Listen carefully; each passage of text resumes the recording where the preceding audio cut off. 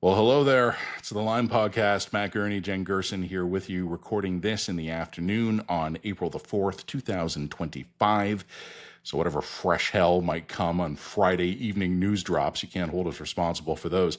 We're going to talk the election. We're going to get you caught up on everything that's happening out there, including, in a weird way, what's not been happening out there. Stick around. We're going to talk about that with you in just a minute. I'm going to respond to something the Liberal leader Mark Carney said. I agreed with what he said. I just think it's weird to hear him say it. We're going to talk about that. And then Jen is going to yank us all the way back out west. We're going to Alberta. We're getting the latest there. An actual pretty cool milestone for the Line this week. We're going to tell you all about it. This is the Line Podcast. Stay tuned.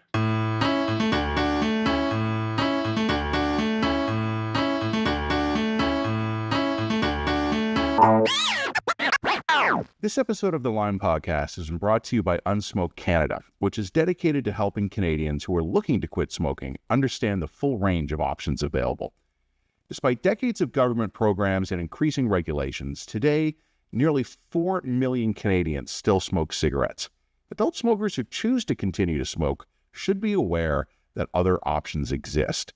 While not risk-free, alternatives such as heated tobacco, vaping products, and oral smokeless products provide a potentially less harmful choice.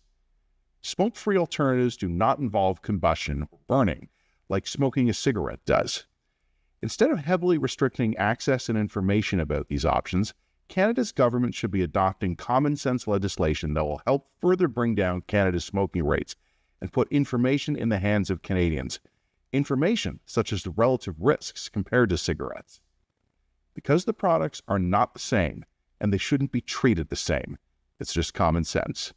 Learn more about how a smoke-free future can be achieved at Unsmoke.ca. All right, Jen Gerson, I want to tell you something. Tell me something. Because I'm so much fun. Because you are fun. You're very fun. That's what everybody tells me. I was running errands yesterday, and I had 2 scintillating errands to run. Pick up dry cleaning, buy a new nozzle for my hose because I dropped it and it broke with the old one. Decided to take a scenic route through South Leaside. My Leaside listeners, love you. I was going from near Leaside High to the Home Depot and then down near to the Memorial Gardens to get the laundry. And I took the most circuitous route you could imagine. I was looking for election lawn signs. Yes, we're going to say, how many election lawn signs did you count? A few. Mostly liberal, couple conservative, which is kind of what I would expect based on Leaside, Don Valley West, I think we can flip, but it's got to be a pretty big conservative lead before we move blue. So seeing a few liberal and about half as many conservative made sense to me, but there's not that many. I'm listening to the radio as I'm driving around. A few political ads, not that many. So far, 0 door knocks, 0 campaign literature, 0 observed political activity whatsoever about this election except the lawn signs. This doesn't feel like an election. Yeah, I was about to say that too. So I'm in suburban Calgary, which is about as safe a conservative seat as you can possibly get. And I think there's like 3 or 4 lawn signs in my neighborhood. It's not aggressive, which is interesting because the other signs of life that we're seeing, of course, there's a lot of activity every day on the election on Twitter, social media, and in the media. And I would say one thing we are going to talk about is that Pierre's managed to pull out quite a lot of conservatives and conservative voters to rallies. So the rallies are just banging, apparently. But in terms of day-to-day life, this has been pretty dull, and I also would say this week in the election's been pretty dull overall. It's not been a spectacular one. I think people have been too dominated by what's been going on with the Americans to pay that much of attention to what was happening in the Canadian election. That being said, there were a couple of interesting announcements. Once again, the Liberals made our bullshit bulletin this week for announcing that they were going to double housing starts to 1 million per year. So, hey, and was it 250 to 500 or was it 500 to 1 million? No, it was 250 to 500 is what was my interpretation of the data. And based on like a $36 billion investment in a private-public partnership. And, you just do the math on that and going like, okay, so we're talking about a federal government that still has a 50,000 backlog of homes on reserves and a federal government that can't even get 24 Sussex built. You're going to tell me that we're going to build 250,000 additional homes when housing starts in recent years, despite the incredible housing crisis and cost of housing, have actually been on the decline. Okay. Have we had a conversation about like the need for labor and wood? I don't think that we can seriously address the housing crisis without addressing immigration. I think that it needs to be a supply and a demand conversation, and you need to be able to and be willing to connect both of those dots. Or Yeah, just to say it bluntly, we have to dramatically cut the amount of incoming arrivals because we are incapable of scaling services in proportion. And that yes, pisses that's me right. off because I love immigration. I think right now, in particular, is a time when Canada should be adding as many skilled, able-bodied people Absolutely. as possible. Yes. But and this is not a comment, and these are always fraught conversations. This is not an anti-immigrant comment. I fucking love No. immigrants. Frankly, they seem to be more capable these days than the baseline Canadian that they would be joining. The problems we're having here are not immigration problems, it's No, the service problems are problems. Canadian. Yeah, the problems aren't with the immigrants. The problems are with us. Yeah, So, like, I have that's the seen the issue. enemy. It is us. It's us. And then the other problem that we run into is that a lot of the things that we would need to scale up those programs would rely on more targeted immigration. So we're kind of, I mean, the National Bank of Canada made this point last year, and that is we're suffering from an immigration trap. In order to grow the economy, we need the immigration, but we can't actually scale up the services that we need the immigration without the immigration. So it leads us in a very significant issue. I think both the leaders are reluctant to wade into immigration because it's so easy to mischaracterize. There's a reason I'm being careful in how I'm saying Yeah, it. exactly. It's so easy to mischaracterize these critiques and turn them into a nativist, you're a racist, blah blah blah blah blah. And like for me, I'm an autistic weirdo, man. Like it's just a numbers conversation. That's all that it. That's all that it is. Should I have nodded when you said you're an autistic weirdo? Like I was Yeah, yeah. nodding to No, where you look, were like you're the not. No numbers one's part. surprised.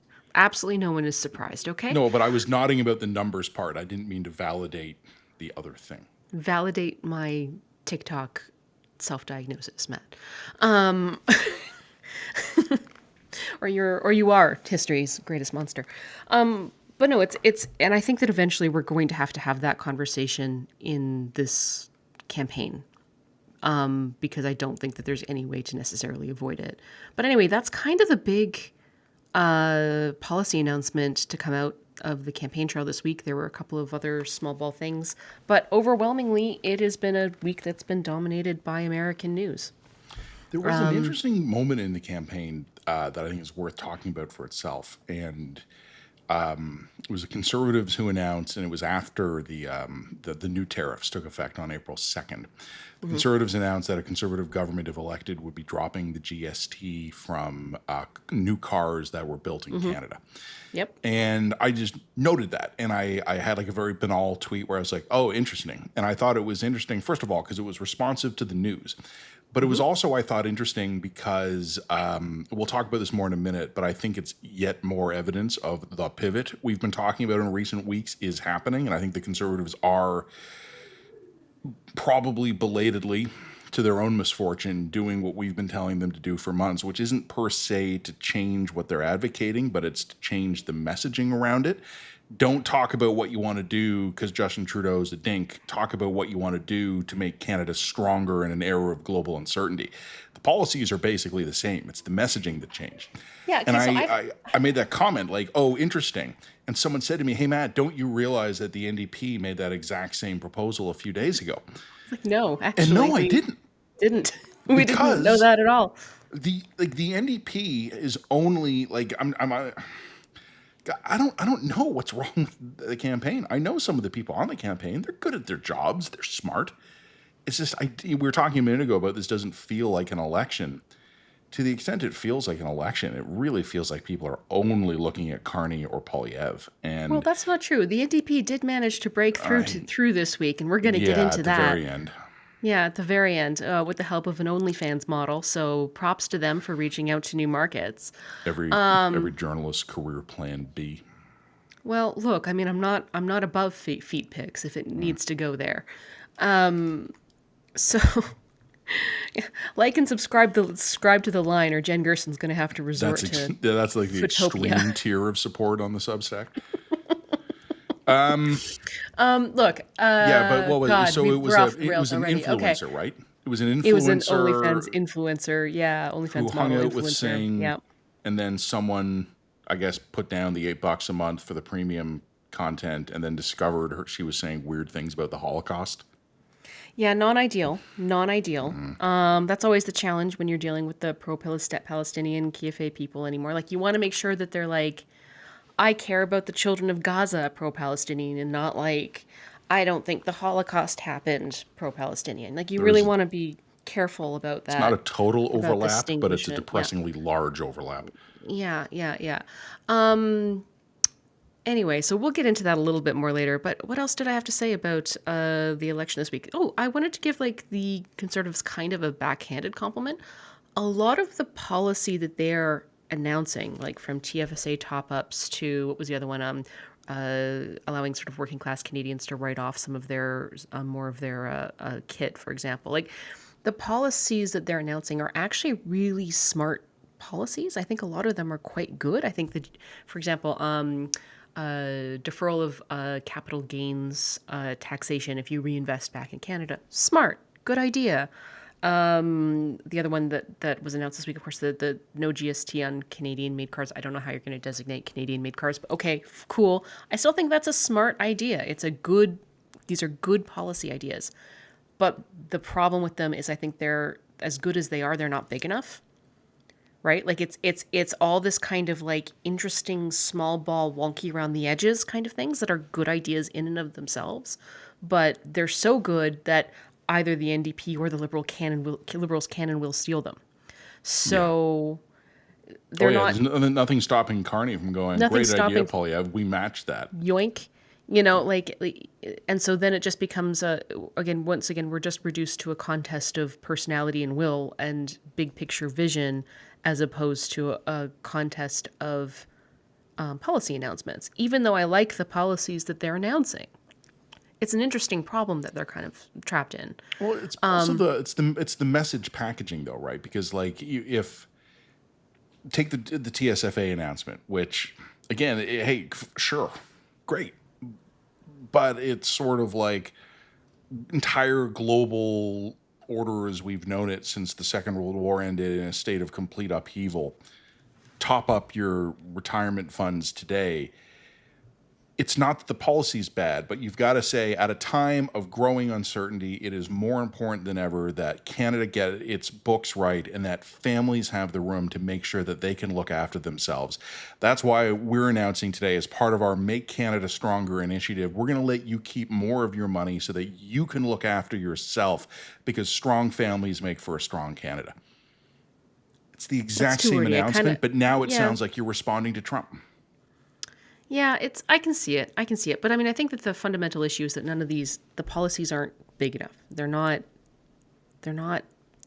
They're still running on policies that would have made perfect sense 2 years ago. Mm-hmm. Right? And were smart 2 years ago, are still smart today, but they're not grand. Like, I'm looking for a narrative. I'm looking for a vision. I'm looking for an idea for how these guys are going to actually pull Canada out of the rut. Right? And it's like, but I'm looking for that, like that kind of big picture thing from them, and they're giving me TFSA top-ups and don't vote for the globalist WEF elites.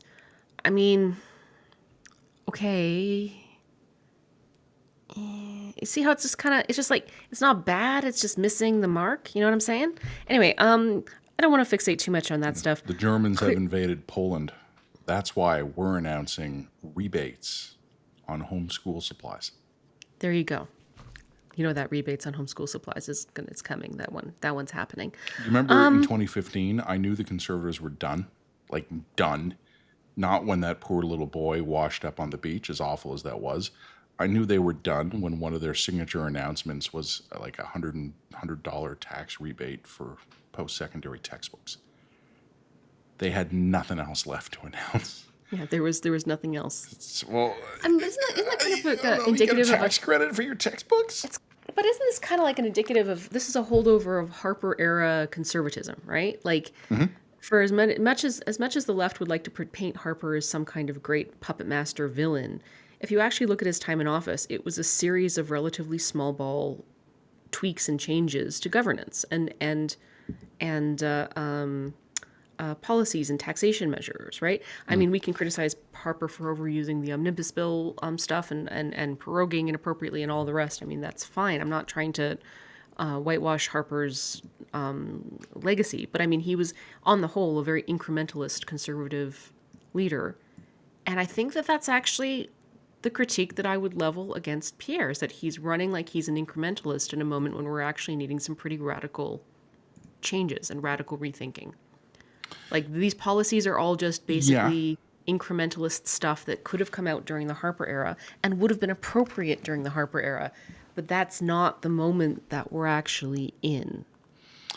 Harper's an interesting guy. Because, forgive me an Ontario reference here, but look at like a guy like Mike Harris. Mm-hmm. One of the interesting things is that some people like Mike Harris, some people hate him. But they all more or less agree about him. It's just sort of the disagreement is whether or not it was good or if it was terrible.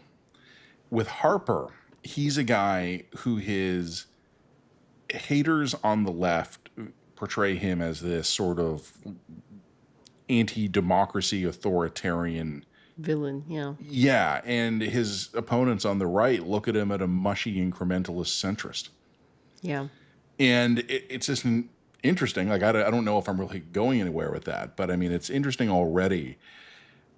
Poilievre is, and it was a friend of mine who had mentioned this recently, and I'm trying to get him to write this, but just a column idea of if you were to grab, you'd have to adjust this a little bit for time and tone, but if you just grab policy ideas and you grab a Harper campaign, top bullet points, 10 items from a Harper campaign, O'Toole, Scheer, and Poilievre, and you tried to match them blind to the candidates, I don't know if you could do it. Nothing. Okay, tone is a different conversation, right? The tone of Pierre is different.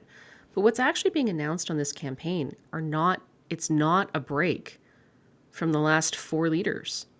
It just isn't.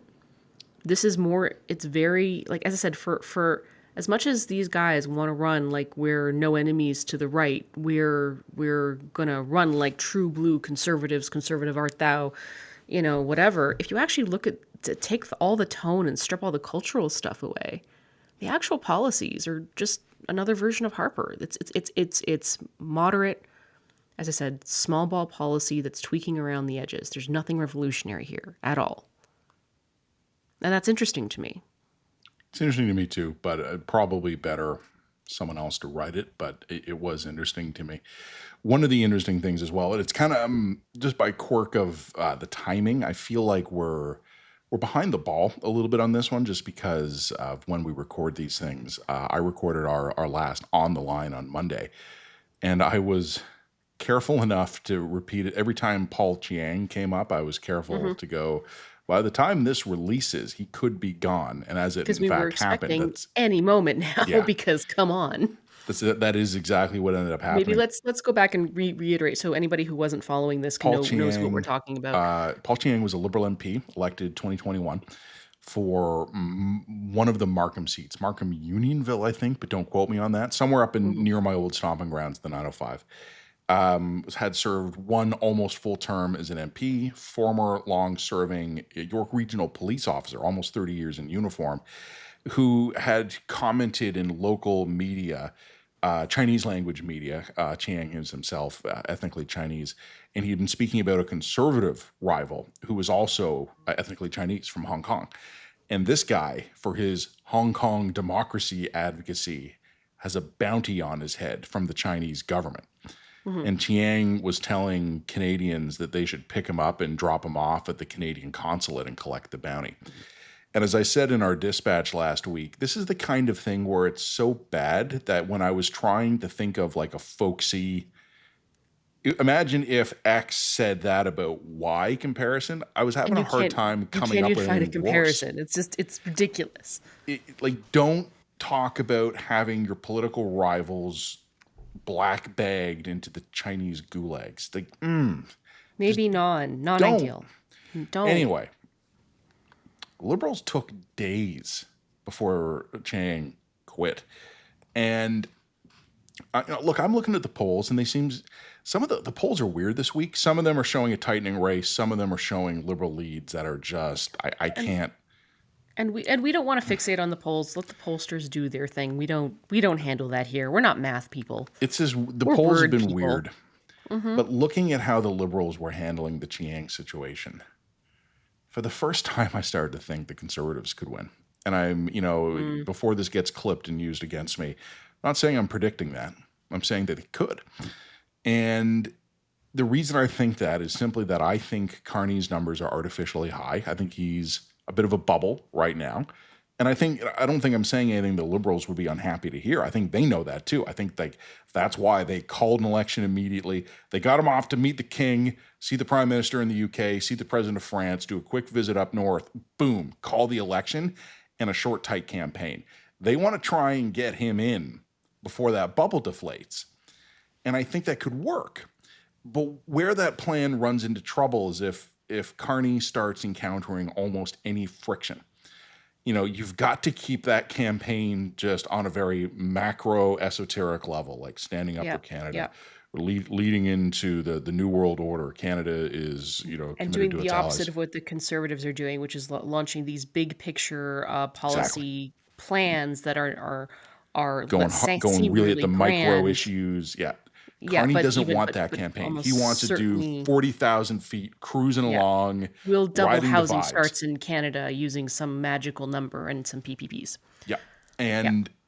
And I think where he'll get into trouble is if he has to start fighting this campaign on a day-to-day tactical story level.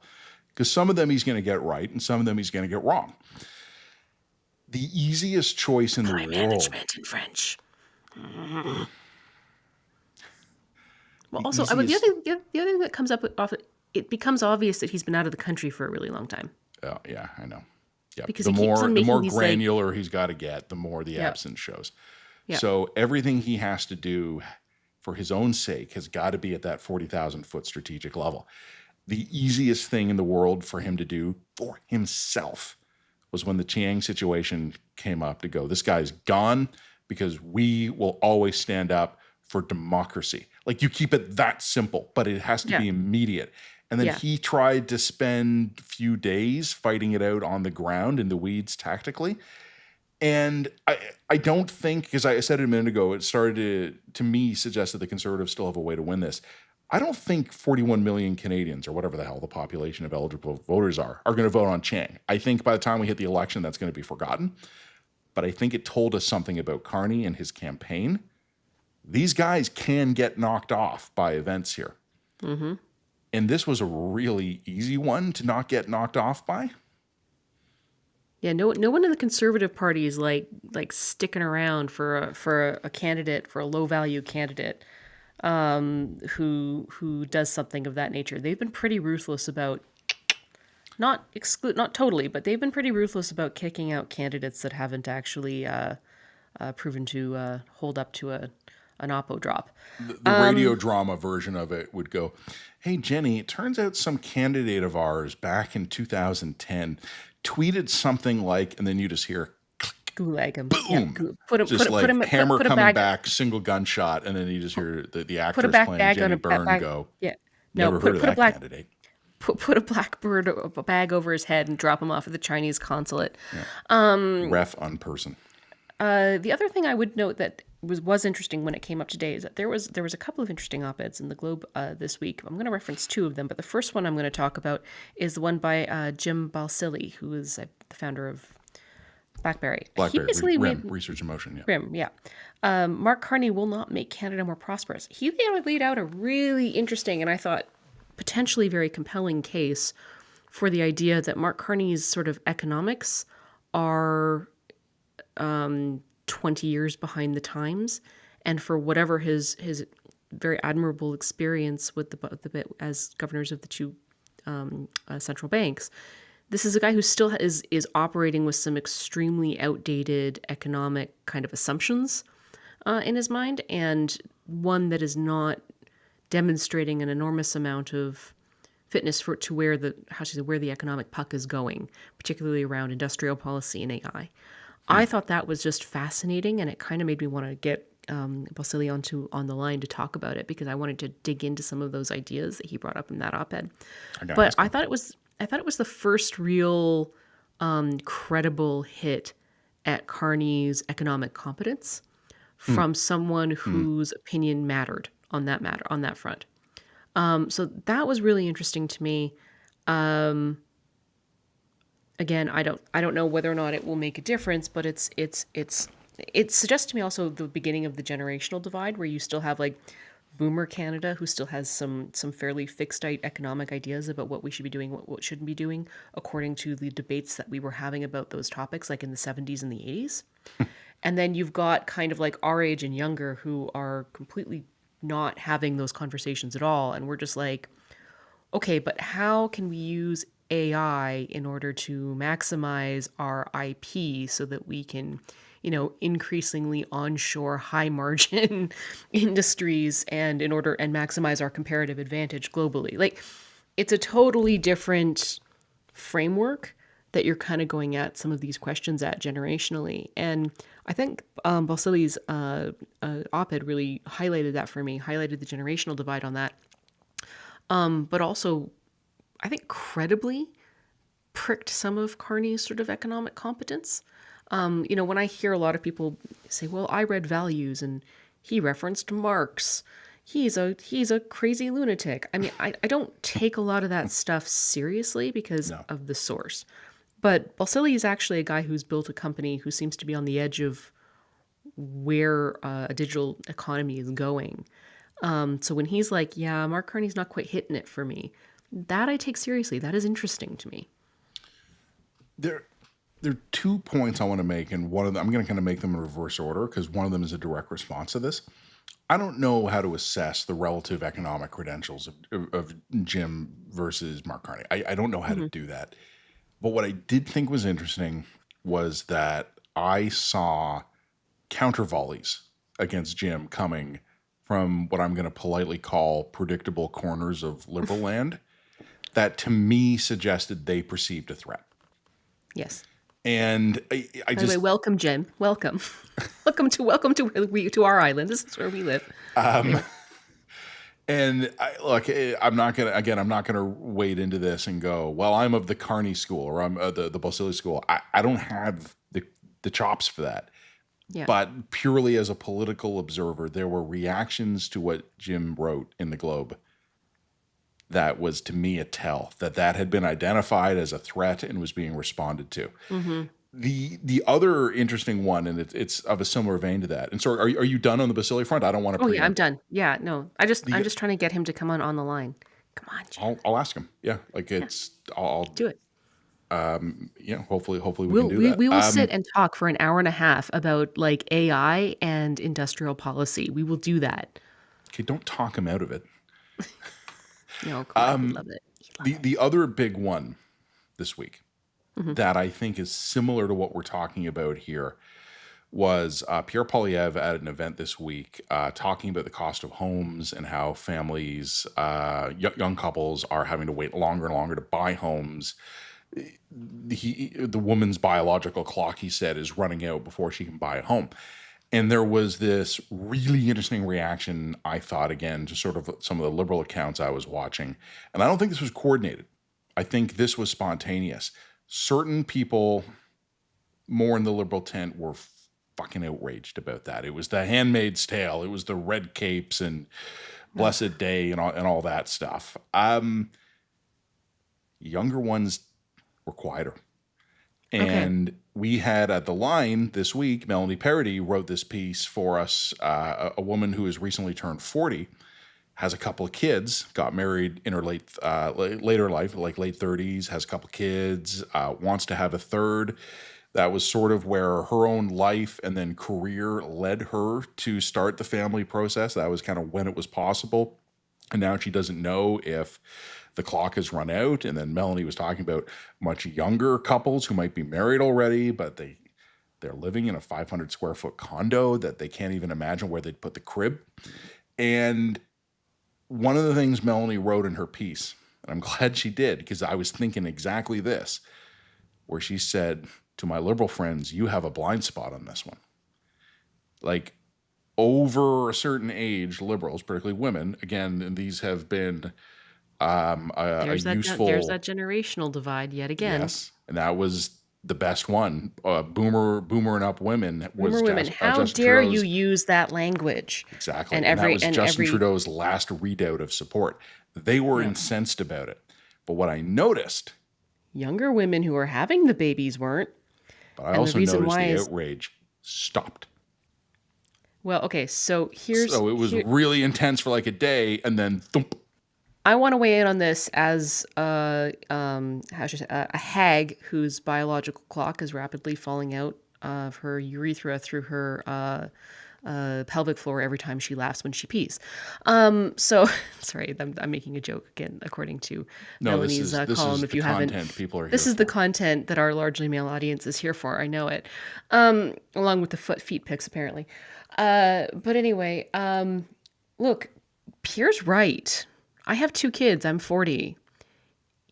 He's right. Conversations around family formation and limited fertility are real conversations that women my age have to have, because unlike our mothers and our grandmothers, we are expected to start careers. This leads to later marriage, and this leads to later family formation, and it creates tension, both for us personally and on the macro level for women collectively. It puts an incredible amount of pressure to do everything all at once in our 20s and in our 30s so that we can get everything in before we lose the ability to have children. And yes, I know that there have been a lot of discourse about, well, all that fertility data is all outdated and you can actually have kids into your 30s and 40s now. And no, you can't. Yes, you can absolutely. Some of you can. Some of you can. Some of us can. And yes, it's certainly true that into your 30s, you can absolutely have healthy children. And even into your early 40s, women are now having healthy children. That's fine. Absolutely true. And we shouldn't be scaring the shit out of women about this. But you can't have healthy children indefinitely. There's a certain point where actually the clock does run out. So if you value having children, and if you value having kids, and if you value having a family, and bluntly, statistically speaking, most women still do, you have a time frame for doing that you have to work around. And that's just the hard fact of the matter is. It is. And also, yes, the fact that we have a housing crisis and you need to have a double income career to even be in the running to own your own house, which is considered a traditional milestone for family formation, is a huge, huge stressful factor in all of this. It's an enormous amount of pressure for young couples who are marrying later and starting their careers later to be able to get the money together to start a down payment to get their exorbitantly priced house, which will severely limit the number of children that they can even afford to have. Pierre is correct. Pierre has correctly identified the problem. Once again, with the Conservatives, however, you've correctly identified the problem and you're clear-eyed about the problem, but you haven't given me real solutions. I'm not saying that to say that they have had no policy on housing. Of course they have. They have a fairly comprehensive policy on housing. I'm not convinced that what they've announced today is going to necessarily fix the problem to the extent that they are hoping that it will fix the problem. But here's my big but. I never want to hear a man use the word biological clock. There has to be a better way of communicating that idea than making it sound like you're mainlining bullshit from the manosphere blog circles, which, is kind of what that sounds like to me. The only person who should be talking or using the word biological clock is my husband in private in conversation with me. And even then, frankly, probably not the ideal language. It probably would be a more cooperative conversation around family formation and whether or not we want more kids and why and what the downsides and the trade-offs of that would be. So he's right. He's correct. The Liberals absolutely have an age-related blind spot on this issue. There are extraordinarily personal and social implications to our inflated housing prices and our housing crisis. Family formation and stable family formation is absolutely one of them. But, you know, just conservative men, I'm just asking you. Just do me a favor. One, don't treat the treatment of family formation as a female problem. That is a young Canadian problem. Men and women want to form families, okay? This is not just about women aging out. This is about men and women making that decision together as you know, couples do. Right now The at other thing I would also say is, CPC HQ, they are frantically canceling the desiccated ovaries ad campaign. actually, I did see there was a really fun meme that made the rounds, and it was Pierre in front of his lecterns, and it was like, what would it say? Your uterus ovaries are is shriveling or your something. your uterus is running. I was like, no, family formation is a man and a female problem. And I will also tell you this as someone who's married a man who's several years older than I am. It's not just the fertility aspect. It's, as Matt, you know, is because you can still remember this, it's recovery. It's I having woke the up today energy with 4 manageable, like, desk work tasks, and it seemed overwhelming. Like a I'm so newborn. tired. I'm so tired. I was looking Like, at my to-do list today, and it was like, you know, pay a bill and email someone, and I was like, ugh. I've got a 5-year-old downstairs who's watching several hours worth of Ryan's World while I do this. Like, your ability to keep up with kids and firstly recover from childbirth and keep up with kids for both men and women on that front, it diminishes dramatically as you get older. It's not even just about getting pregnant and having the baby. It's about a year's worth of sleepless nights. And your ability to do that in your 20s is markedly better than it is in your early 30s. And even that is markedly better than it is in your late 30s. So, like, I mean, I had my kids at 32 and 36. I was a geriatric mother. And let me tell you, like, my recovery at 32 was a very different conversation than my recovery at 36. Because I was older.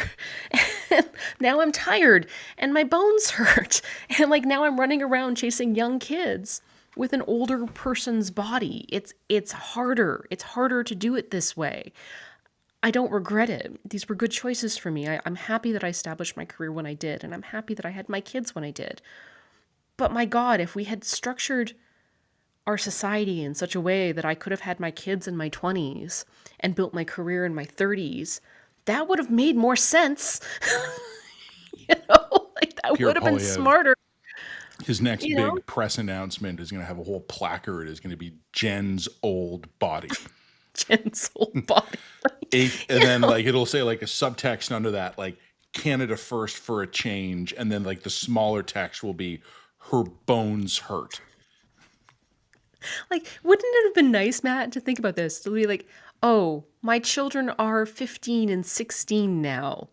And now I can build my career and my business with children who are in high school as opposed to children. I started having my kids in my 20s. Like my last kid was my biological clock, or just frankly chronological clock, had rolled over. I was in my early 30s by the time we finished having kids. Mm-hmm. But yeah, even the difference between late 20s and early 30s in terms of coping with zero sleep is real. It's real. It's a real problem. So I remember like every milestone for my daughter. I knew I have a son. We're doing the best we can. He was there. He was there. Yeah.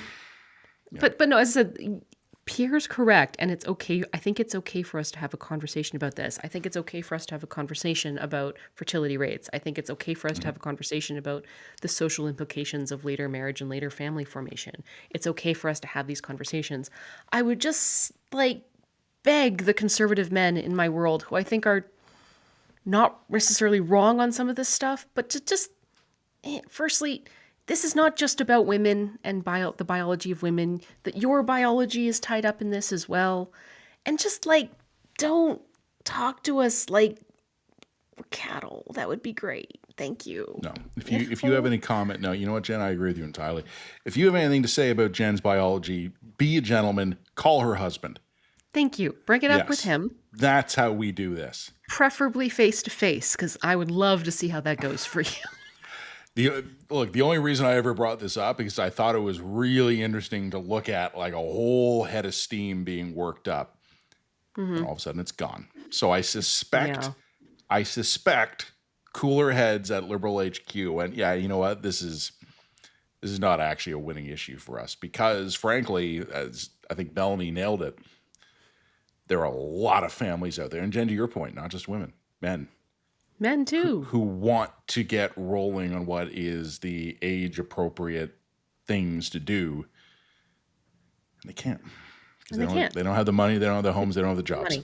And also, there are a lot of people who have 2 kids, like you and I both have 2 kids, who would have loved to have the third, and are now looking at this going, I'm old, I'm tired, my career's moving along, like, I don't know that we can afford it. Can we get the bigger house? Can we get the bigger car to carry the kids in with the, and there are a lot of families that are smaller than they really want to be. No, we would have wanted a third if it had been practical. Yeah, if like my husband still wants a third, and I'm going like, are you fucking nuts?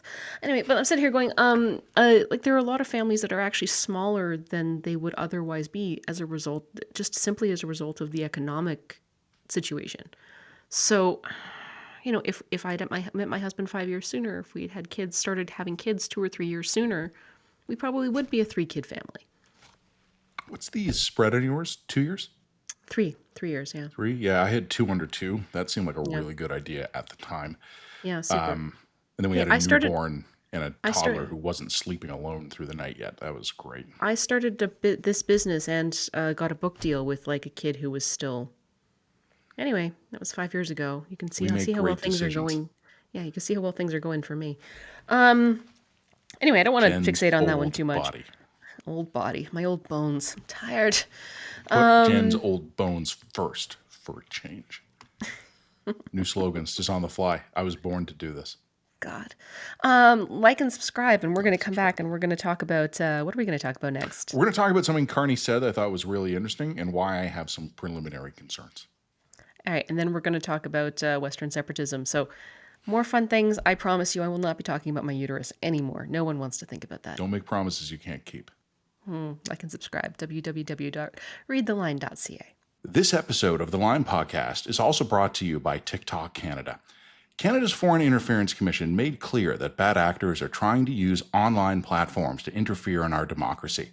No platform is immune from this threat, and this is why TikTok Canada is focused on securing its platform during the federal election. An important part of this work is TikTok's local Canadian team, who have been working with regulators like Elections Canada to provide Canadian TikTok users with verified information about the voting process, engaging with groups like the Samara Centre for Democracy and the Democratic Engagement Exchange, and consulting with experts across Canada to get their recommendations and feedback on our election plan.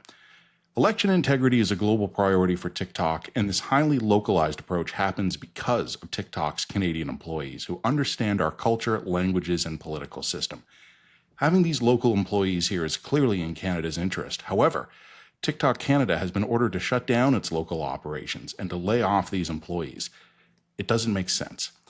The next government has an opportunity to find a solution in Canada that protects well-paying jobs and billions in economic investment, while addressing security concerns and fostering a thriving tech sector. Let's find a solution for TikTok that makes sense for Canadians. So we took a quick break between the segments there, and one of the things I did on the break was I took a peek at the markets. How are they doing? Not great. So glancing at the clock here, we got a few hours, not the biological clock, just like a clock. We've got a few hours to go before markets close out here in the East. But the big three North American indexes are off more than 4% each when we're recording this, and that's off, I think, roughly similar losses yesterday. The world markets are just tanking because of the so-called Liberation Day announcement by Mr. Trump a few days ago. The reciprocal tariffs that have kicked in now against everybody. Now, we've already mentioned this. Canada Well, was not, actually... not to be fair, I think we have to be fair. According to many experts in my Twitter feed, this is only a temporary market blip, and Oh, yeah. Yeah, buy the everything dip. will recover. And I mean, the look, in the dip, long and run, yeah. in the long run, I it's still going don't to know be how great for long that long America. run's going to be. Yeah, well, it's going to be amazing. The tariffs have always No, worked this before. is liberation. So, yeah. Mark Carney, Liberal leader, has made an interesting comment, and I have it right here, so forgive me, I'm going to look off the screen just for a second. It was part of his press conference after the tariffs were announced. And again, Canada and Mexico largely spared, and we're going to talk about that in our third segment. We talk about Alberta. It was part of a press conference. If Canada does not want to lead Etch-a-Sketch that. What Mark Carney said was, if the United States does not want to lead, Canada will. And I thought that was a really interesting comment by Carney.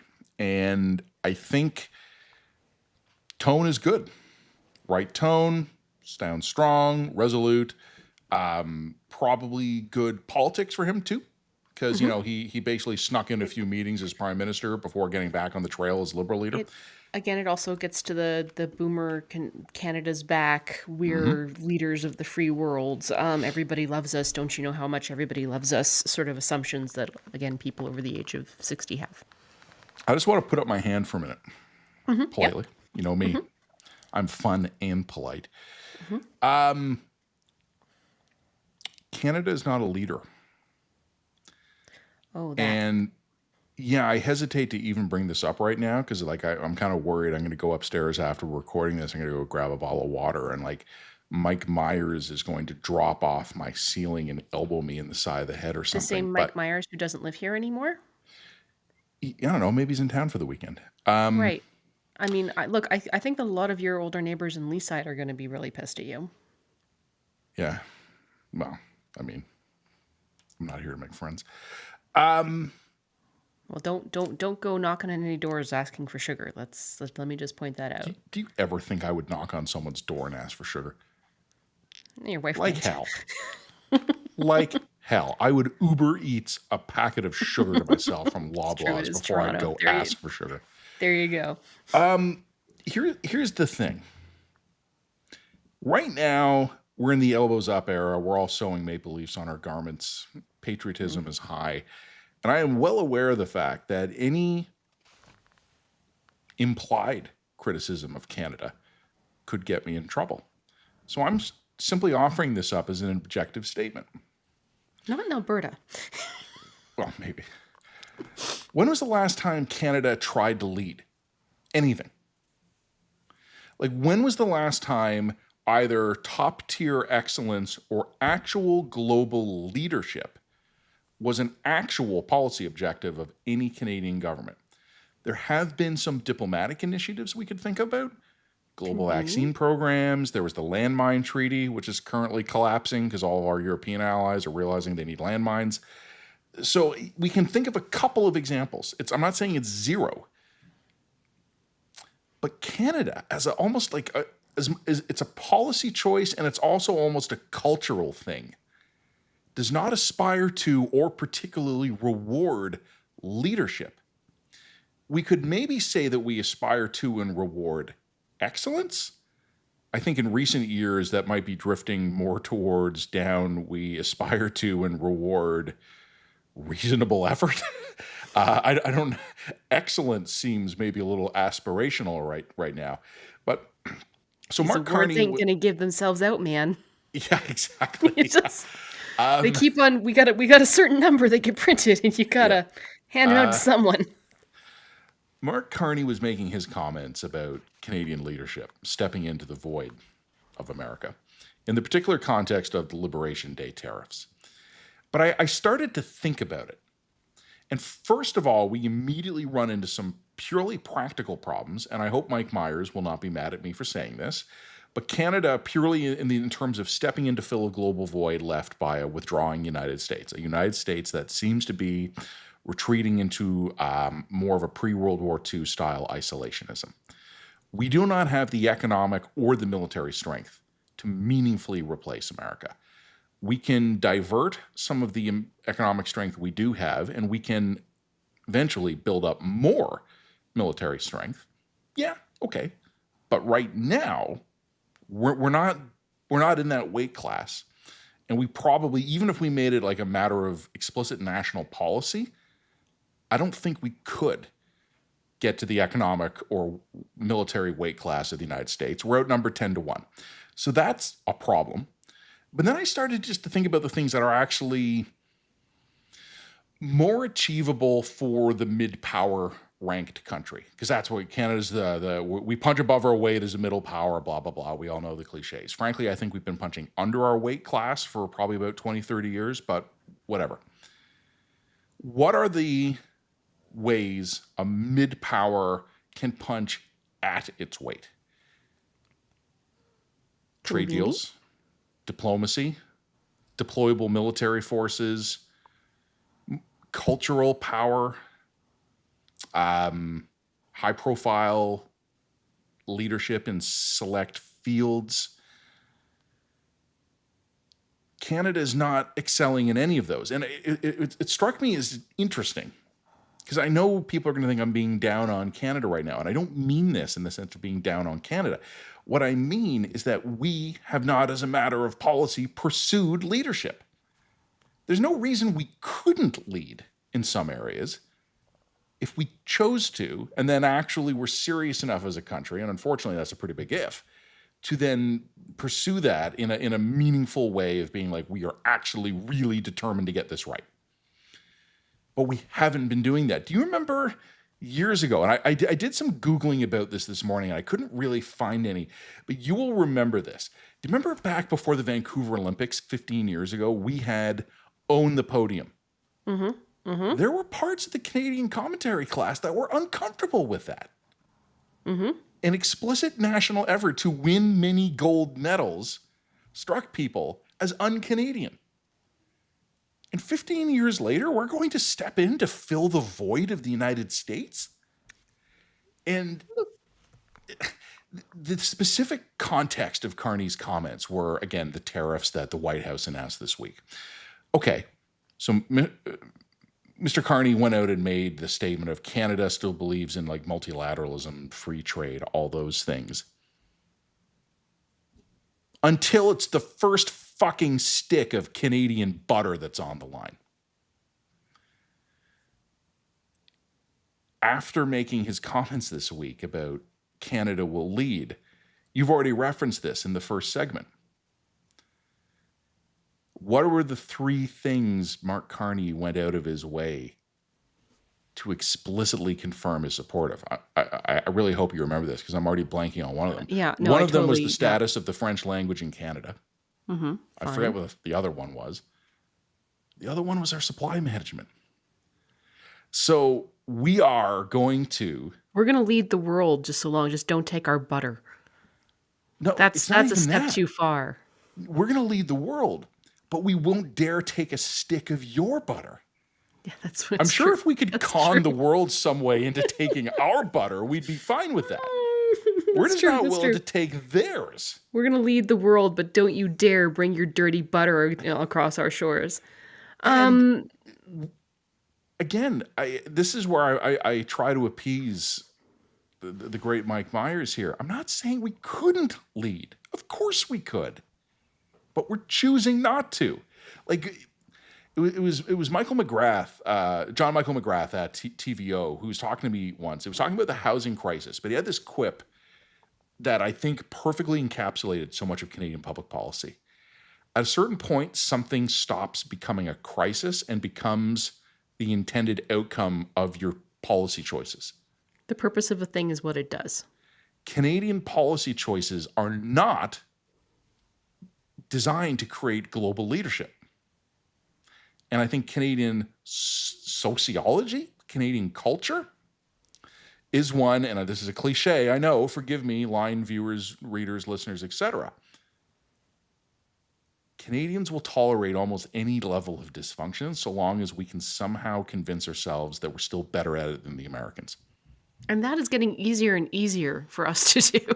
Well, in some ways, but It gives us a much, much wider pool of internal dysfunction to tolerate. like if we were to look at like the G20 on almost any metric, and Canada was 19 and the United States was 20, millions of Canadians would go, fuck yeah. Yeah. Yeah. Doing great. Ooh, we're Lithuania's number 19. beating us, but you know, whatever. Look, I've got a really simple.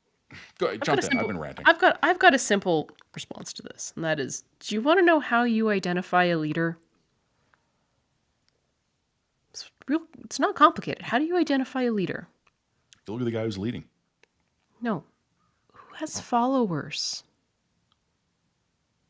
Who's following Mark Carney? Who's taking his lead? Okay. Who's following Canada? Who's looking to us to take the lead? Who's modeling their economics, their politics, their language, their anything that they're doing on what we in Canada are doing? Who's modeling their culture on what we're doing? Who's modeling their economic approaches to what we're doing? Who's modeling their language and rhetoric on what we're doing? Who's following us if we're leading? I mean, I'm not even convinced we're following the Canadian way. I don't even think we know what the Canadian way is anymore. And if we did, we probably wouldn't do it. The answer is no one. No one's following us. No one's waiting. No one's waiting for us to do anything. No one's looking for us to take the initiative. No one. Now, maybe there's a global vacuum that we can step into to fill that void. And maybe if we don't have hard power, we can use generational goodwill and soft power in order to reclaim a spot of moral sort of leadership in the global space. I don't rule that possibility out. Yeah. Ryan Reynolds and Drake are going to be exhausted. They're going to be so tired. Yeah. Don't get me started about Gretzky. We don't want to go. We don't want to go down that path again. No. We've already had our say on him. We've already had our say about Gretzky. But like, there are choices we would need to make and sacrifices we would need to make in order to take up that spot. And once again, what I hear is when I hear Carney talk about that is another liberal talking a good game, but not actually willing to do anything. Global leadership would have costs. It would have financial costs. It would have internal political trade-offs, which are costs. It would have costs within the alliance, what's left of it. There is an opportunity here, and if we were smart about it, which is an awfully big if these days, but if we were smart about it, one of the things what's left of the Western Alliance could do is figure out what are we going to need to replace, assuming America, purely as a safe assumption, assuming America continues on the trajectory it is. If the fever breaks and America comes back, okay, great. I don't think the trust is going to be the same, but let's think about this. In 2 years, what do we want the allies to be able to do that right now we can only do with the Americans? And then we say, okay, here's a list of 30 things. France and Germany, you guys are big. Japan, you guys are big. You're each taking 3 items off the top 10. And then it's like, well, Canada, Australia, Poland, Spain, Italy, kind of that next rung of countries down in terms of size and economic power. We're each taking 2 items off that list. There would be ways where we could specialize. But I'm just... maximize comparative advantage on a political front. Yeah, absolutely. But there are things that we can do. Are we going to do them? No. Because as soon as we run into the first sight of a block of foreign cheese, we're going to panic. And our cheese isn't even that good. No, it's not. Like the Also, last time our I was butter in Europe doesn't- a our couple of butter- years ago, my kids ate like French butter and they were like, wow, what's this? I'm like, it's butter. They're like, no, it's not. Yeah, no, let me had tell you, flavor. like our butter doesn't spread at room temperature. It's not great. We're not protecting anything worth protecting here. Our butter sucks. Sorry, Quebec. I don't mind our eggs. Our eggs are fine. I mean, Yeah, I'm also appreciated that we didn't get bird flu. I don't give supply management the personal credit for that. But like, So we're going to lead. Cool. Awesome. The only way we could possibly lead against a country that is so much bigger than us is if we were willing to be absolutely, relentlessly asshole nation, and to offset our relative numerical inferiority and our, again, GDP inferiority by just sheer, audacious, relentless assholery. No, that's how we That's deal with not us. Americans. I don't think that we're going to lead. I don't think that's how we lead. I think that you have to lead. I think the only real thing we have going for us is some semblance of moral authority that we could channel into a leadership role where we're like actually convening multilateral sort of Our convening nonsense and power. our convening power, essentially really embrace our role as globalists. The conservatives will love it. Which I don't even necessarily like. We could do that. We could make that work to our advantage. I don't think we could. But it requires a serious nation willing to engage in serious trade-offs, and we're not a serious nation, and we're not really willing to engage in serious trade-offs. And moving on. You know, remember the Washington Post, like freedom dies in darkness? Yes, this is Freedom- before they. Yeah, it was. But like the Canadian version of that would be freedom dies within proximity to like French dairy products. Yeah. You know, look, I don't love saying this. This is just me calling it as I see it. You know who's going to end up leading the Western Alliance? It's going to be the French. France. Yeah. Okay. Well, hey, Bonjour, we're mes technically amis. bilingual, so we can make that work for us. I mean, I'm going to French. have to fire up the old long Duolingo. tradition of French being the language of diplomacy. I have been think planning on getting my French back because, like, you know, I think like a lot of Canadian students, like I took a bunch of years of French and then I was never good at it, but I could like get by, and then I just didn't use it for we decades. can So yeah, well, we can make that happen. We can do it. We can do it. Look, what anyone do want you to want to talk donate a about this? Duolingo super subscription to the line? Yeah, there you go. Do we want to talk about Alberta separatism in this segment, or do we want to put a pin in that and Let's put a come pin back on it so I can Let's put a go pin on that. scream into the void for a minute. Yeah. in French? Check us out, www.readtheline. How do we? I forget the word for read. I don't know. Look, we got work to do. We got work to do. Bye. This message is brought to you by Westinghouse. Canada's energy future is being shaped by the choices we make today. As demand for reliable, clean power grows, the need for proven solutions has never been more urgent. Nuclear energy is an essential part of the solution. Westinghouse's AP1000 reactor is the world's most advanced operational Generation 3 Plus reactor. Proven, safe, efficient, and ready now.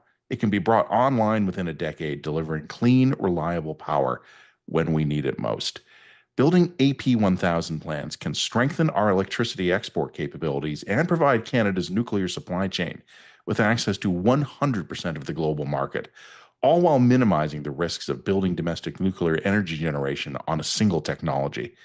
Westinghouse is 100% Canadian owned and buys where it builds, working with over 450 Canadian suppliers to strengthen the domestic supply chain and bring benefits home to our nation. Canada needs energy. Westinghouse is ready. Learn more at westinghousenuclear.com/Canada. Matt, I want to talk a little bit about Western separation, the separation threat. Yay. People who wow. read the line will already know that I've written an extensive column about this very thing. We commissioned our first poll at the line this week to try and gauge just how much of a thing this actually is. And to be honest with you, I think that we are right now looking for more data. We want more data because the poll we did was a pretty quick and cheerful poll that was just sort of attached to an omnibus survey. We released the data in full so that people can evaluate it.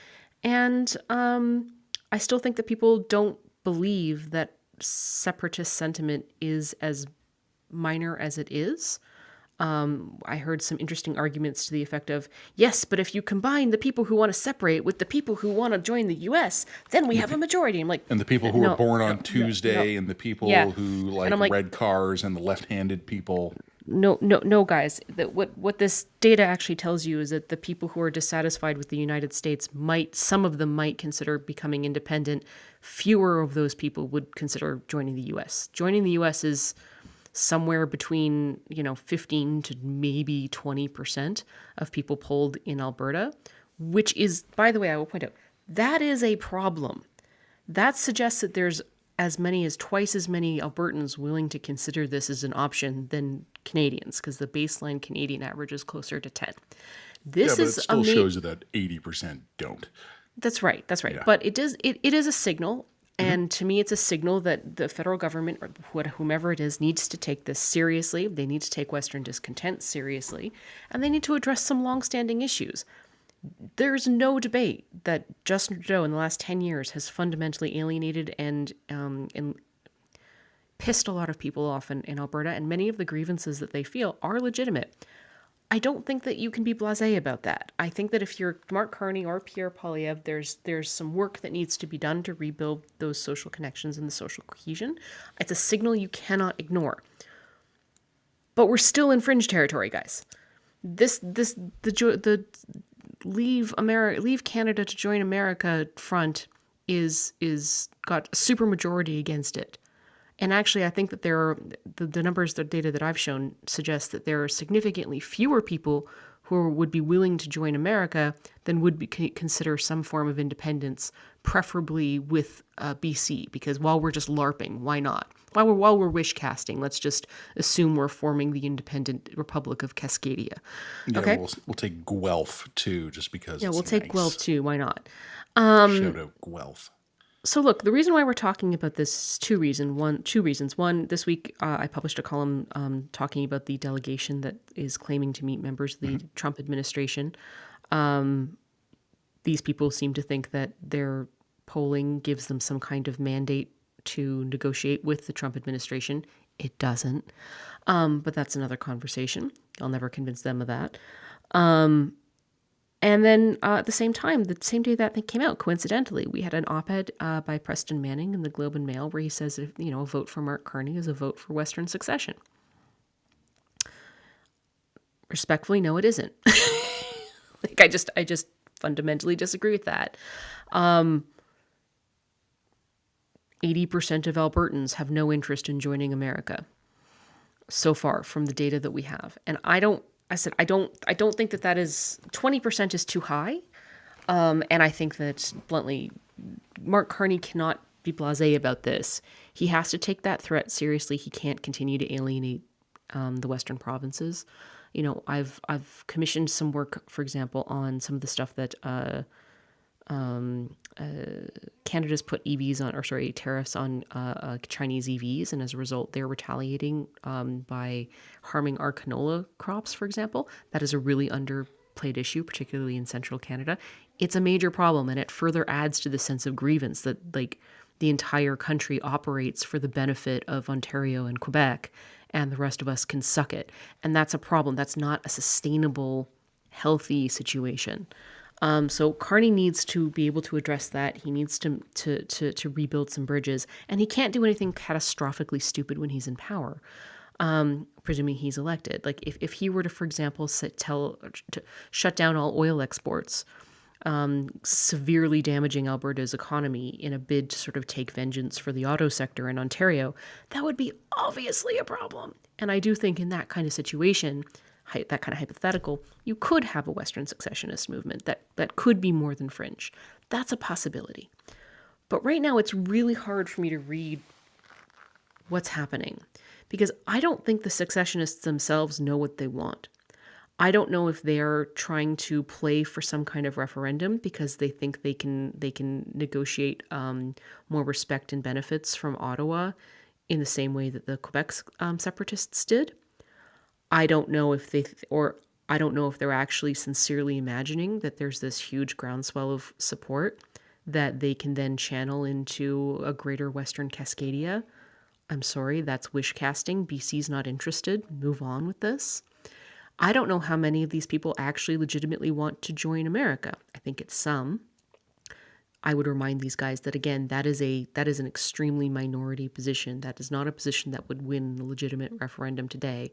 And I have a really hard time buying that you're gonna build or make up the gap for that. What's necessary in Also, the type of timeframes you're we took a talking break about. We took a break, Jen, the last two segments. I took a look at the markets. They're down even more than they were in segment 2. So I don't know, guys. Maybe this is not the time. Well, this is the other problem that I think that I kill myself in our comment section when people start making this argument, because they're so angry at Ottawa. They're so angry at how Alberta has been treated. They feel the inequity of it so intensely that they've convinced themselves that there's a magic bullet, right? That if we could only just get out from under the thumb of the Imperial Ottawa by being an independent nation or joining America, all of our problems go away. And what I keep on trying to scream into the abyss, fruitlessly apparently with some of these guys, is no, you're just trading one set of problems for a different set of problems. You want to be an independent nation, and not Cascadia, because again, that's wish casting. You're signing yourselves up to be Moldova. You will be a landlocked nation surrounded by hostile partners in every corner. Half your fucking businesses will have abandoned you, as they did during the 1995 referendum in Quebec. Another run down the road to Toronto, yep. Yep.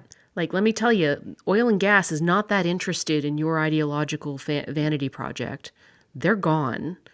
I know, There'll and also that's be your the good... issue, Jen, that Quebec has had to think about, which is huge tracts of Indigenous territory that have deals Huge with tracts of- Canada and the Crown, not Alberta. And the separatists are very big about, we want to renegotiate a better deal with the Indigenous people, blah blah blah. And I'm like, okay, and with what money? Because you're going to do serious damage to your economy in the process of doing this. History has just demonstrated that.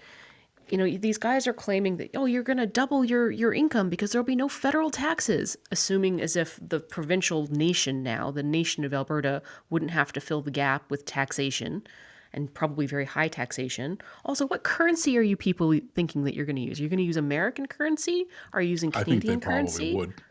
Are you using some form of Albertan currency? And how can you guarantee how that currency is going to be pegged to, and what it's going to be valued at? You don't control any of that.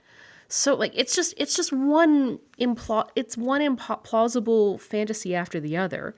And I'm going like, even if you can make a case for, say, independence that wasn't relying on very spurious economic analysis and fantasyland thinking, you're still not necessarily fixing any of the problems, because now you're still a landlocked nation. So now you're going to need to negotiate with BC, what's left of Canada, or the Americans for market access through pipelines, except now you're not negotiating that within a confederation. You're negotiating that with a hostile other country. Okay, so all of those problems still exist, and usually when I bring that up, these guys go, well, yeah, but the UN demands that landlocked nation needs to get access to, like, oh, so we're relying on the globalists now. And please tell me, with what force is the UN gonna force BC to bore a hole under their mountain for you? Like, again, Fantasyland stuff. And then I sit here and I go, okay, so your other alternative here is you're going to join America. Okay, great, potentially really good thing. The one problem you're facing with your American fantasy is that means you have to negotiate with Donald Trump, or the people around him. And have we not noticed that maybe these guys are not the most trustworthy people in the world to be negotiating with in the midst of their own economic collapse? Like guys, you guys are thinking, oh, we're going to join America and it'll be great. They'll give us one-to-one currency and we'll be a full state with full voting rights and mobility rights. Maybe. Will you? Will you have any of those things? Here's another alternative. Guam has entered the chat. Yeah, Puerto Rico has entered the chat. Here's another possibility. You separate. You say, fuck you, Canada. Canada goes, fuck you back, and we're going to make your life harder because the bitterness that you would create internally as a result of that process. And then how about Alberta turns to America, says, well, can we be a state now? And America says, how about you're a territory? Try that out for 20, 30 years. Try that out for 20, 30 years and then come back to us. How about you have no voting rights? How about you have no mobility rights? And now you think it was real hard to get Ottawa's attention to get a pipeline built? Guys, if you couldn't get a province of 5 million couldn't get the attention of Ottawa in a country of 40, how well do you think you're going to do in Washington? Here's the other nightmare scenario. What if America comes back to you and says, okay, great, super, except really you're a territory with no voting rights. And how about this? We're going to divide up your territory in half, and guess who's administering the oil sands? Alaska.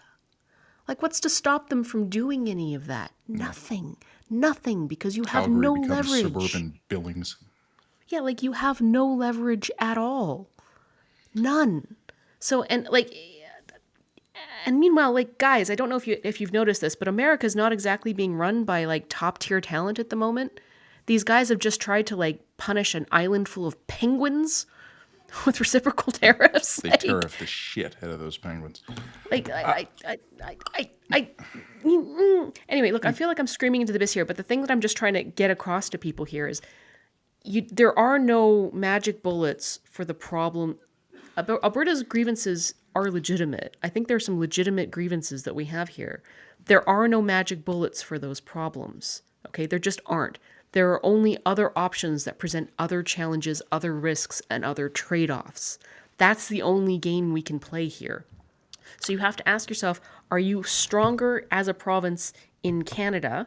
Are you stronger do you have a stronger negotiating position as an independent province, or are you stronger trying to negotiate with whatever the shit is happening down south of the border?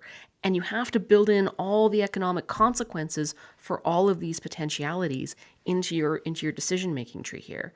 And my genuine fear here is that what we have here is a group of people in Alberta and conservatives in Alberta who are thinking that they're really clever and they're going to do what Quebec did. We're gonna scare Canada into thinking we're leaving. That'll show them, and then they're going to be forced to take us seriously. And what they don't seem to realize is maybe the Americans just eat you.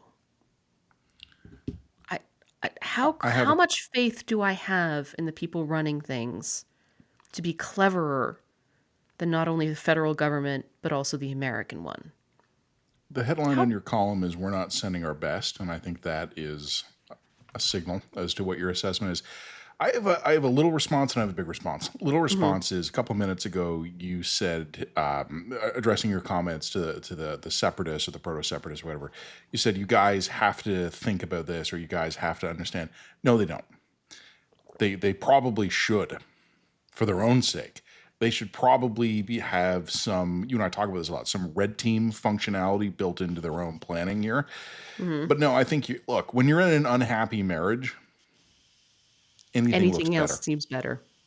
This is the grass is greener Canadian Federation version. You know what I mean? And okay. And you know what? Like, I wish the people would think about what you're saying here, but they won't. One other thing, I guess I have two short things, then a big thing. One thing I was going to say, Quebec sovereignty or Quebec separatism as a movement, the Quebec national movement, is I think it's wrong. I don't like them, but it is developed, mature, and sophisticated. They have spent generations thinking about this. They have tried referendums. They have learned lessons. While you were talking there, I actually pulled up the Leger poll that we commissioned and I looked at it. Quebec separatism right now is dead. And I'm not saying that forever, but right now, Quebecers have figured it out and they're draping themselves in the maple leaf. And this is something you and I have talked about repeatedly at the line. Right now, according to the Leger numbers, 88% of Quebecers would want to stay in Canada. Quebec has figured it out, that they got no leverage as a sovereign province right now, or sovereign country carved out of Quebec. And I think the reason the Quebecers were able to get to that decision, well, not all Albertans have, is because Quebec has been thinking about this really seriously for 50 years. Alberta, it ain't there yet. This is not a matured political movement. No, it's not a mature political movement right now. It's wish casting and it's LARPing. These are not people who are... It's the guy in the unhappy marriage. Yeah, who's just desperate gazing wistfully at the nice lady at the office. Exactly. That's exactly what's happening right now. Doesn't see any of her problems, right? And like, if the people sort of making this case were making mature, reasonable arguments that really took into effect benefits and trade-offs and were willing to be honest about what the benefits and the trade-offs were, I would be able to take it more seriously. Instead, I get into the room with these guys. One, they don't even have a clear outcome that they're picturing for. They can't even decide internally whether or not what they're looking for is leverage, independence, Cascadia, or 50-51. So they don't even have internal agreement in terms of what their goals are. And instead what they have is a wide list of grievances and a big giant thwacking list of promises that even if you were to devote 50 seconds of critical thinking to it, it's like none of those promises make sense. None of the things that you're promising passes basic scrutiny. And the end result is it just gives off this air of being extremely amateurish and immature and non-serious. The concern that I have is that these guys are going to go down to people who are much more politically savvy than they are, and they're going to be able to operationalize them into cat's paws that can be used to create chaos internally. They'll be proxy cut out so fast they won't even know what happened. Well, yeah. They'll be pushing someone else's agenda and never even realize it. They're going to be brought into a nice big room with someone with an impressive title. They're going to be told about all the wonderful benefits and the beautiful things that could happen if they could only just get a referendum on the table. Blah, blah, blah, blah, blah, blah, blah. Look, we're so on team. You're right. That Ottawa is just terrible. It's really unfair what's happened to the poor, bedraggled, beleaguered Alberta. They're going to get told exactly what they want to hear. And if the Americans are smart, and that's a big if, because I don't actually think that the Americans are that smart right now, but if they're smart, or if they put someone smart on that file, they could do a lot of damage to Alberta and to the country, because they've just been weaponized and operationalized by people who are so angry and so unhappy that they can't think critically about what they're actually proposing. The angry, the frustrated, and the vulnerable are always the easiest marks for radicalization and conversion. Yes. Now, that being said, I'm going to put this back on the federal government. This is a problem. Oh, the fact that there are people who are this vulnerable in Alberta is a problem for you, and it speaks to many generations of a kind of self-involved and colonial mindset toward provinces that aren't Ontario and Quebec. This is something the federal government needs to address. It just does. Otherwise, it's not going to be a fringe movement in the future if you don't seriously start to address some of these problems. Right now, it's fringe. It may not be. And I think that's kind of what Preston... I want to give Preston the benefit of the doubt and just say, look, I think there's a kind way of interpreting Manning's op-ed, and the kind way of interpreting it is that he's advising a future federal government to take this stuff seriously, or we are going to have a problem sometime in our lifetimes on our hands here. There's an unkind way of interpreting what he's saying too. But I also want to give some credit to Pierre Poilievre here. Pierre Poilievre passed the test here. When Pierre Poilievre was asked to respond to Preston Manning's op-ed, he said to the effect, no, we need to unite the country, he told reporters. We need to bring all Canadians together in a spirit of common ground. That is correct. Mm-hmm. That is the correct answer for any federal leader, liberal or conservative, to be giving in that moment.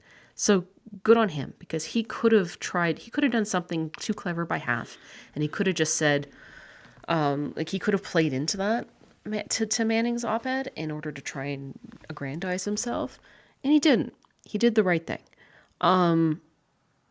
So kudos to him for that. That's all I have to say. I told you a minute ago I had a big response to this, and it's a little bit more zoomed out a little bit, looking at it writ large. I'm going to let your comments on the specific politics stand. I got nothing to add there. You're on the ground. I trust you. There is an implicit understanding in all of these conversations that I think is probably worth making explicit.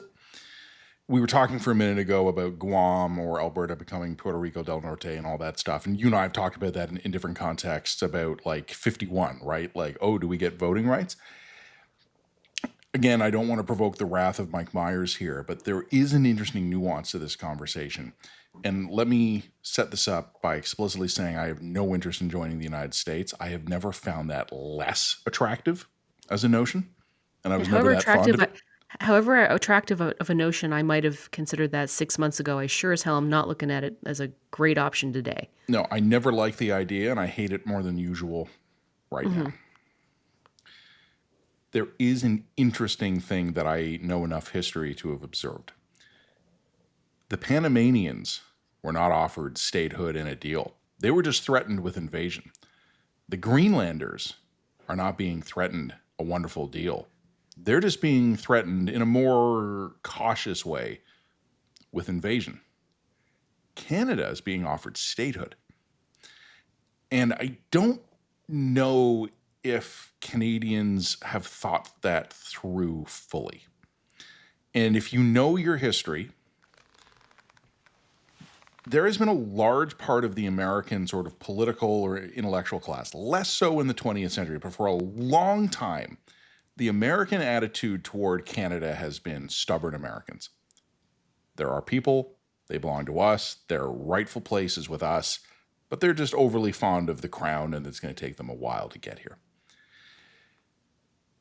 History has proven that wrong repeatedly, but that manifest destiny attitude of the Americans to Canada was they're our kin, they're our people. We're separated by the political disagreement of 1776, not anything deeper than that. They are our blood kin.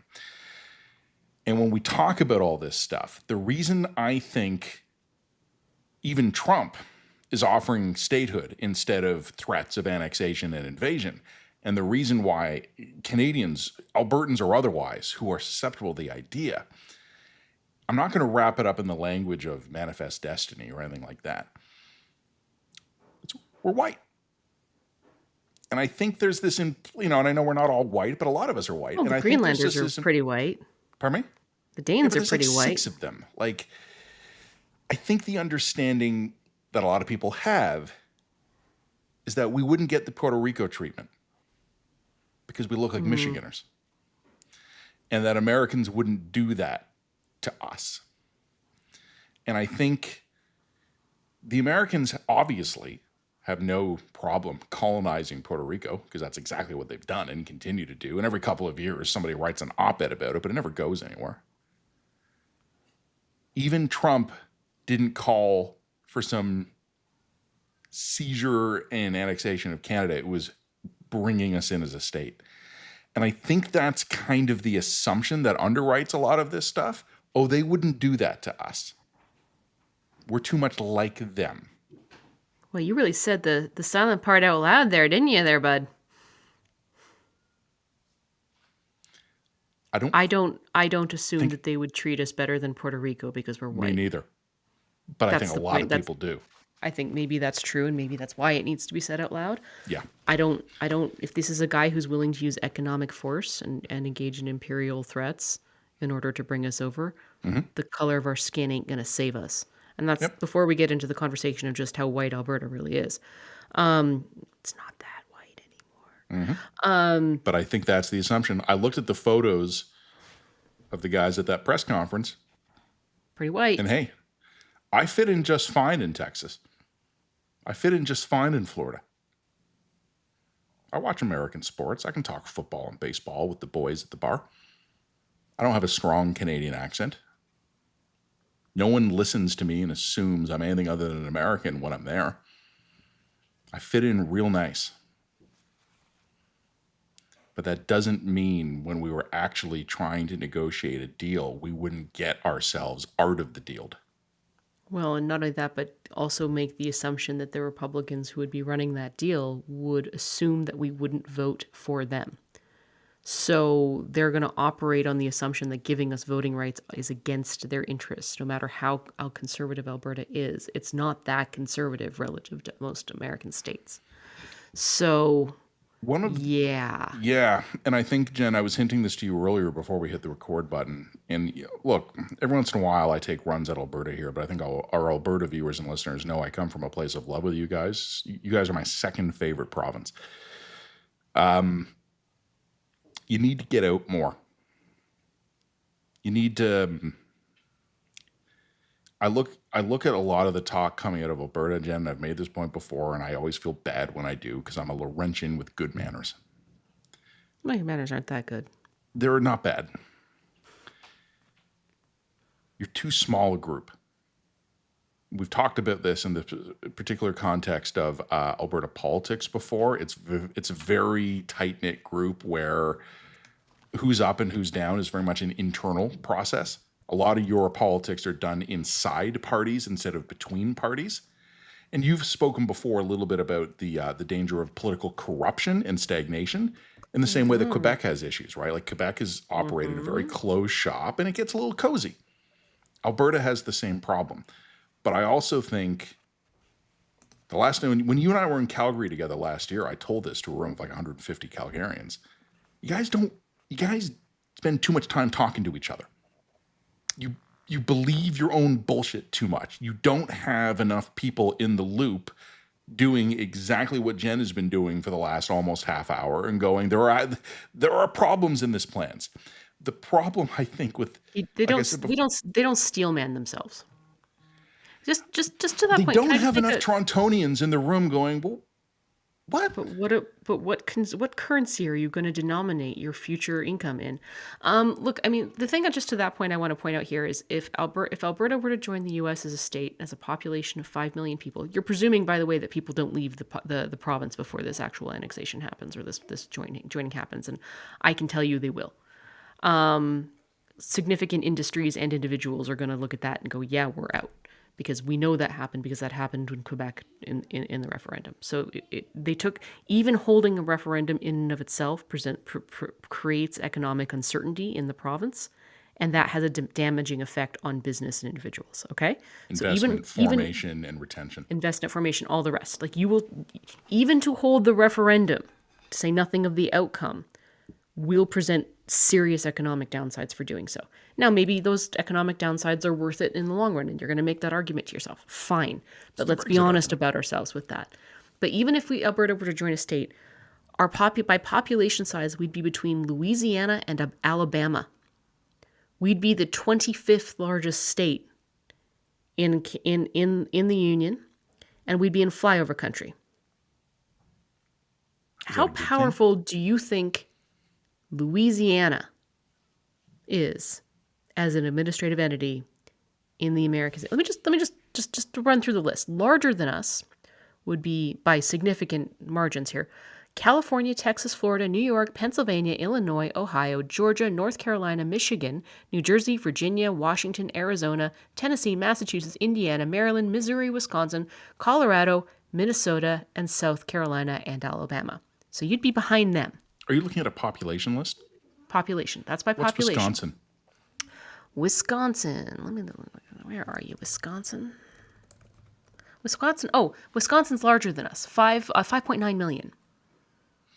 So Wisconsin Albertans get high on their own supply because like nominal provincial GDP per capita is what, 20 points higher than national average? Mm-hmm. Imagine being outnumbered 20% by Wisconsin. Wisconsin. Guys, I mean, one of the things that the guys said at the of America.